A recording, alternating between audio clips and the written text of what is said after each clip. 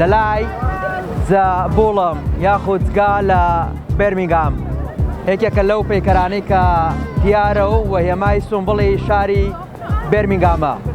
ئەم پەیکەرە کێشەکەی زیاد لە 6 تەنە و درێژەکەی 6 مەتر و 40 سانتیمە.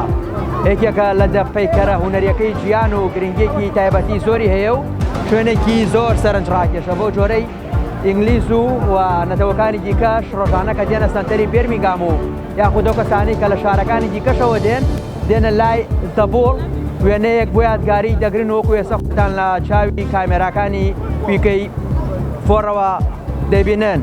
ئەم پەیکەرە بە هێمای سومبڵ یاخود وەکو ڕۆحێکی یاخی بۆ شاری بێرمینگام دانراوە کە هێمایەک دەدات بە خەڵکی بیر بکەنەوە و یاخی بن.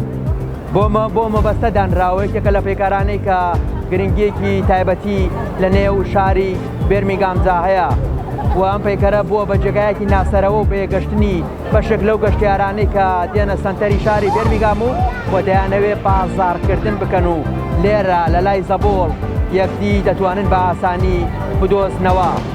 ئەمەی کە بیستان زانیاری بوو لەسەر زەبوڵ یاخود بەشێک لە کوردستانیان پێی دەڵێن گای لە بێرمینگام لە سنتەری شاردانرا و گرنگێکی تایبەتی خۆی هەیە و ڕۆژانە و بە بەردەوامی ژمارەی زۆر لە گەشتیاری نەتەوەکانی دیکە و بەشێک لە کوردستانیانیش دێنە لای زەبوڵ و وێنەیەک بۆ یادگاری دەچرکێنن.